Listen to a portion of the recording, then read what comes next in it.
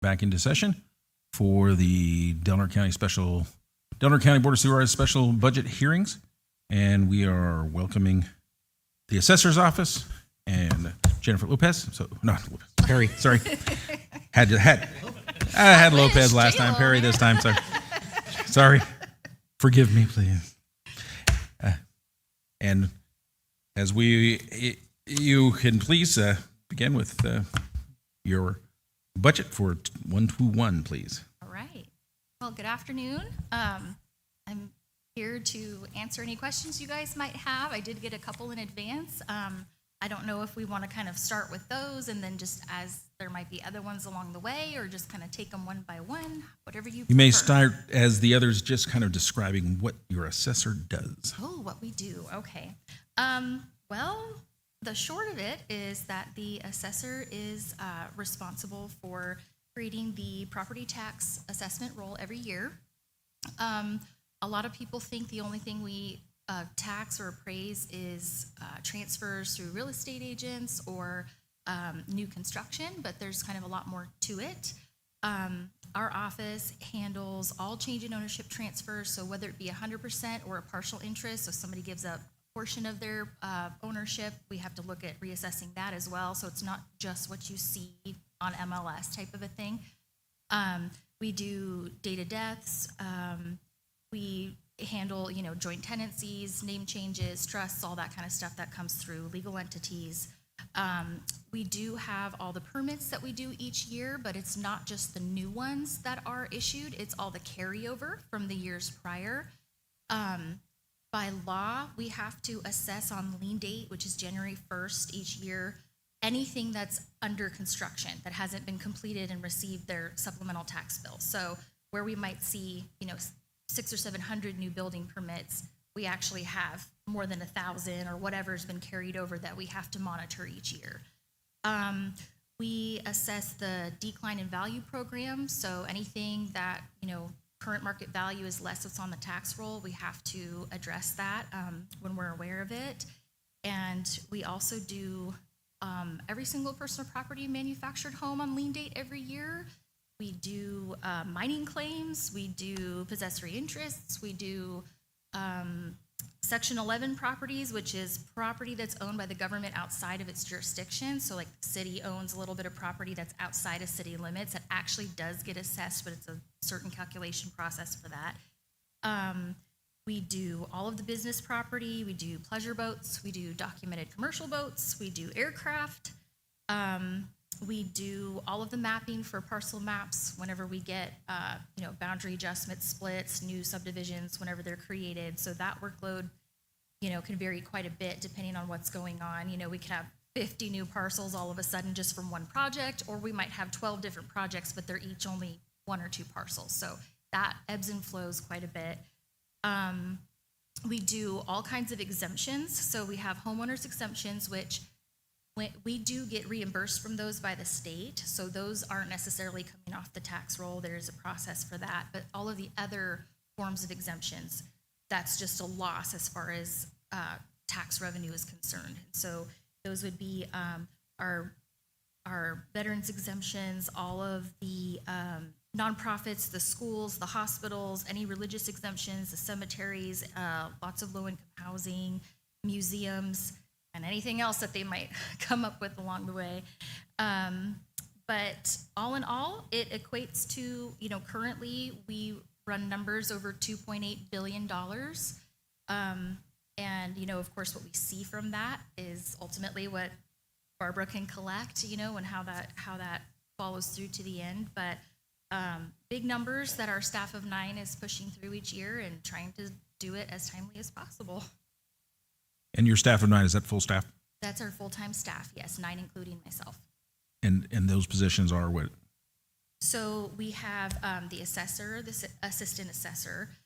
We have 3 property appraisers and 1 fourth property appraiser that's assigned to all of the unsecured role or business property that we, so all those, the boats, the aircrafts, the businesses, the manufactured homes, all of that stuff. We have our appraiser technician. She's responsible for getting all the numbers in the system, making sure we see our supplemental funds come through. We have our assessment analyst. They do all of our reports, all of our exemptions. They ensure that we're, getting that tax money on the tax roll, getting it delivered to the auditor. We have our property transfer mapping specialist, and she's kind of a 2-in-1. A lot of counties have these separated into different positions, but we've got it combined just because the mapping portion, it's labor intensive, but it's a smaller portion of what we do. But that's not to say she doesn't do a lot. This last year we had almost 4,700 recorded documents. And so whether or not those equate to an actual reappraisal, she's got to filter through all of those and decide, is it 100%? Is it 27.3%? Is it, and push things forward for the appraisal division to work. So those are the 9 positions that are in our office currently. And we have had those same 9 staff members for 39 years. So we try to do, what we can with what we have, work smarter, not harder. And so aside from part-time temp help, we've kind of kept our staff at 9 for decades. So. Any questions on the budget? Mr. Cochran would be proud. He would. 39 years is probably when he was started. Right. So my understanding is that you have asked for a reclass for one of your positions? That's correct, yeah. So this is for that 4th appraiser that I was talking about that does the personal property assessments. By law, assessors are supposed to complete mandatory audits on business properties. So it's not that they're not, paying their taxes and not getting assessed, but cyclically, there's a formula where we take half from the upper group, half from the lower group. They're on a 4-year cycle. We actually have to, look through their books, do a site visit, and just kind of ensure that the reporting is accurate. And that is that's a position that we haven't had since 2012. That was reclassed by a prior administration. Personal property, we have to do the assessments for it. There's a lot of files for personal property. It's pushing, I think, close to 2,000 between everything, and that's just on the unsecured side. But it equates to about 5% of the tax roll. So in years past, when we've been understaffed, or we're over a year behind on appraisals because we've had up to 75% vacancy in our appraisal division. At one point, we had 1 property appraiser for the entire county. It's kind of a weights decision, and it's like, all right, we're going to put all of our apples in this one basket because I want to get 95% of the tax roll, and the 5% is still getting taxed. We're just not looking through people's books. You know what I mean? They're self-reporting to us. And so now that we're caught up and we've turned over, clean, timely rolls the last couple of years, no corrections after the fact, we're fully staffed with committed staff. Of the 9 of us, there's 3 of us that have been here for more than 10 years, 3 of us that are going to be hitting our 10-year mark in the next year, and the other 3, I think the shortest amount of time they have in with the county is 6 years. So everybody's very invested. We have a really good team right now. And so it's a really good time to kind of take this next step, add that extra work because they can handle it and because we can do the training for it. And that's what we want to take advantage of. In years past, the state didn't really have an alternative. You had to either already have an accounting degree, either a degree or pass like a civil servant test. But now they've devised an exam that meets their qualifications that our appraisers can study for and take. And so that's what we'd like to do now. The individual who is filling this position has been with us for several years. They're very good at what they're doing, but now we need to add that extra step to make sure we're getting these audits complete. And so that's kind of the purpose of the reclass. The reason why you haven't seen it yet, even though this was part of the original budget proposals from this past spring, we turn over the tax roll in June and early July every year. And unsecured property taxes go out right at the beginning of August, and they're due within 30 days. And so for this particular person, this is like peak, work period for them. So we wanted to let the dust settle, give them time to, get a little studying under the belt, and then go ahead and take the exam. And when that's accomplished and everything's aligned, then we're going to go ahead and do the reclass. So we didn't need funds until later in the year, closer to probably October, November. And so you'll be seeing that, I think, probably in the final round. But that's what we're hoping to do. And historically for Del Norte County, the auditor appraiser, because it is kind of, it's an additional certification on top of the regular property appraiser classification, it was one step higher than a regular property appraiser. So where a property appraiser might be a 41, they would be a 42. For the numbers with the current budget, it's like a 2.3% raise. It's, $100 a month, $120 a month. And we do get a part of our cost to create the tax roll is reimbursed through SB 844, so that'll get offset slightly as well. So that's what we're looking at right now. It's probably about $100 a month increase due to this reclassification. So that goes right into my next question of what is SB 844? I mean, if you could just break that down and how it produces revenue. Sure. This is actually, it's more heavily calculated in the auditor's office, but in a nutshell, it's the mechanism that allows the county to collect some of our reimbursements for the cost of creating the tax roll. So it's based on payroll expenditures. Not everything is allowed. And we try to predict it the best we can, but we never know, if there's going to be an early retirement, if there's going to be a vacancy, what is the cost actually going to be? It does fluctuate from year to year. And that is a number that's actually given to us by the auditor, but we kind of collectively work together, like, hey, you guys see anything coming down the pike that might affect us all, so we can kind of come up with something as accurate as possible. But in a nutshell, it's our county share of the cost to implement the tax roll. And you'll see that the assessor, auditor, and tax collector each get a portion of that revenue. Yeah, I did notice it, but I only asked it for yours. Yeah. But that makes total sense. I get that. Back up to on line 100, 115, or 15. You've consistently asked for $10,000, and then this year you didn't. Is there a reason why you omitted that request? So that would be, I think, was that our part-time temp or is that the overtime? Yeah, Professional part-time. services legal. It's part-time temp. So when we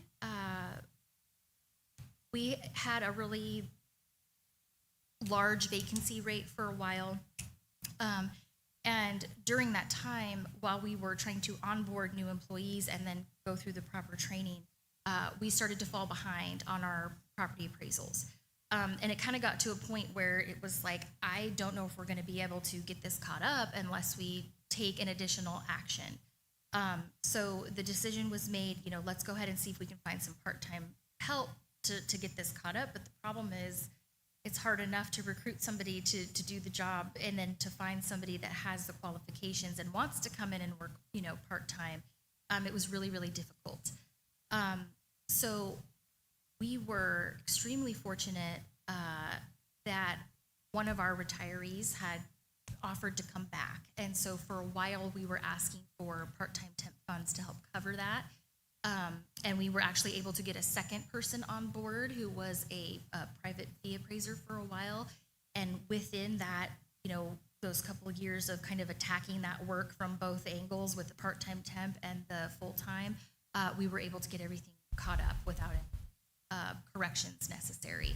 So now that we've caught up, the last couple of years we're fully staffed. I don't need to ask for that. I don't foresee needing to ask for that money this next year, so that's why that's empty. So the city doesn't have their own assessor's office, correct? Correct. So you do the assessments for the entire county, regardless of the jurisdiction. Correct, yes. So let's take Chipotle, for example. Brand new business coming in. You go and you assess the business, and then who collects on those taxes that? Yeah. So, the kind of the process, like right now it's in construction phase. So The appraisers are going to go out there periodically, see what's being done, track the progress. There's worksheets that the state supplies. Is the foundation complete? Is it, go down your checklist, and they're going to keep on with that construction. If they complete before the calendar year's over, we put a final assessment on it, a supplemental assessment gets issued, everything gets put on the tax roll. If it's not done by January 1st, they're going to tax what's there, even in its incomplete state. So right now, what we're, putting on the tax roll is the construction portion of the process. Once they're up and running, or if they have anything that's considered business personal property, it could be equipment, if it happens to be owned by the company that's on site, we'll be adding that as well. So when the business is up and running, anything that's taxable, it's not inventory, all of their refrigerators and, any kind of equipment that they use, that gets added to the tax roll as well. Fixtures, all that stuff. And ultimately what we collect as a county for property taxes, it gets distributed, not only to us, but all the special districts. So that breakdown of the percentages that everybody receives that's going to go out to all of those folks as a certain amount each year. Okay. So the city does, they get their share. Okay. We do the work, but so we certainly get a percentage of the work that's being done before it gets distributed out. Right. Okay. So some major challenges or potential risks facing your department that could impact future revenue. Do you have any concerns or anything? Yeah. As a service department, it's hard for us because we don't get to really see much of the revenue that we create that goes into the general fund. So as far as that revenue is concerned, the two biggest challenges that would be affecting that bottom line would be ensuring that we are fully staffed to do the work to get that number created, and the market, which we don't have control over.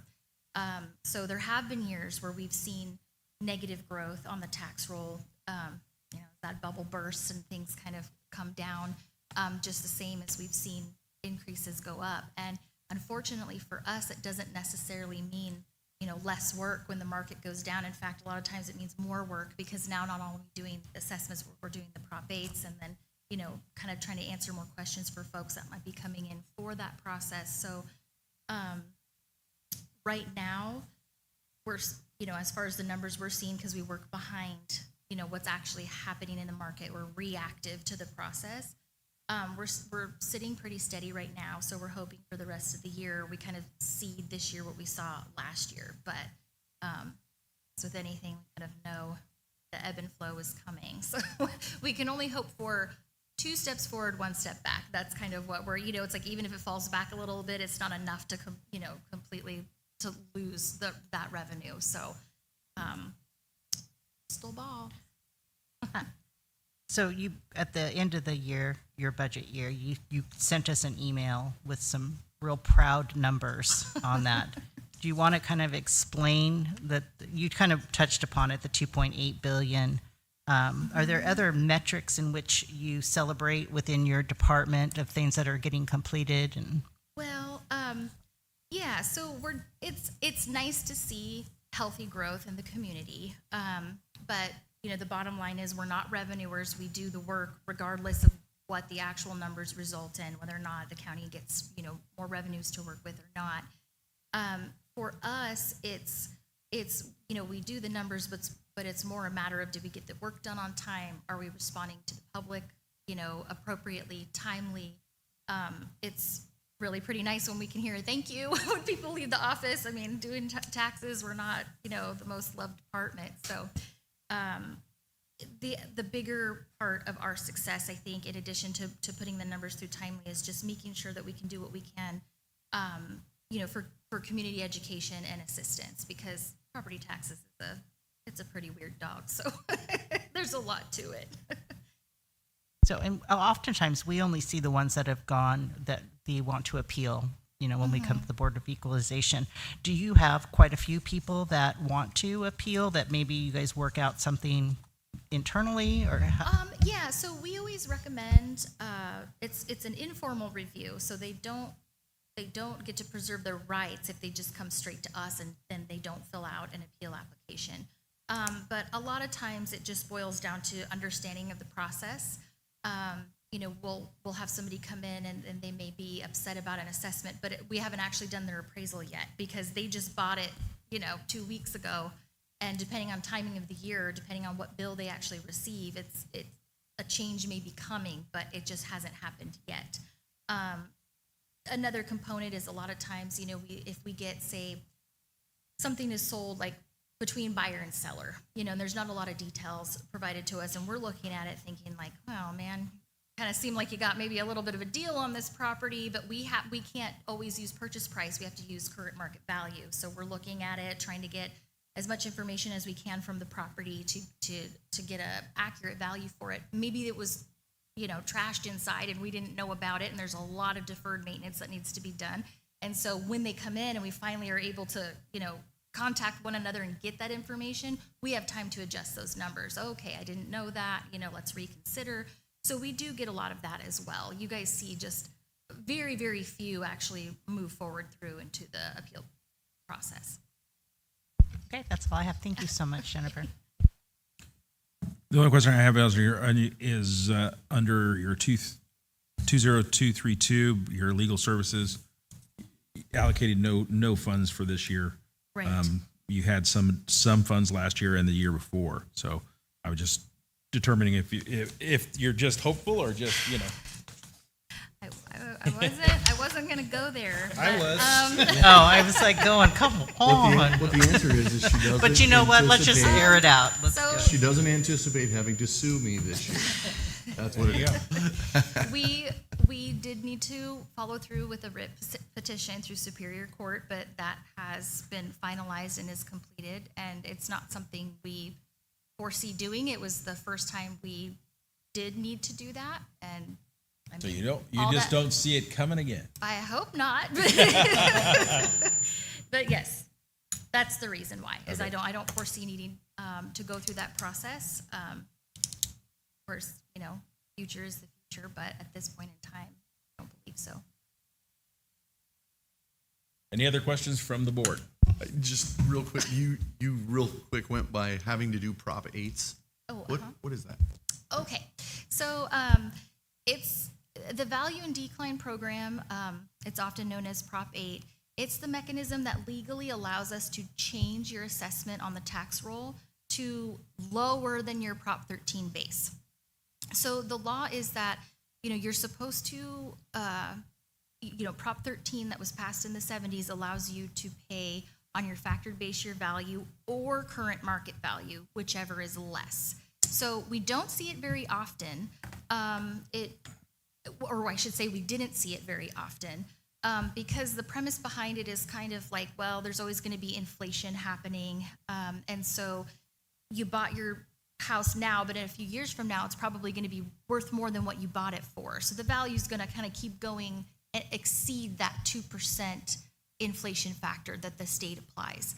But when you see extreme market conditions, it can have an effect on the actual value to where you're overpaying, even though years have gone by. So when I first started here, there was less than 100 per appraiser that they kind of had to review each year. And then when the market went up in like 2005, 2006, and we were seeing really high purchase prices, the values, were inflated, then that crashed. And so now folks that may have, say they paid, $400,000 for a house in 2005, and a few years later it's only worth $350,000, the state's not going to have us collecting taxes on that, $400,000. They want us to recognize that it's worth less on the open market. So there is a process where we can compare the two. We peaked at around 1,700, and we're down to 225 right now. So it's pretty manageable at this point. Any other questions on the board? Opening it up for public comment? Any public comment? Seeing none? Thank you so much Thank for you. taking time Thank you and for coming. your time. Appreciate it. And we will reconvene at 5 o'clock. Jennifer,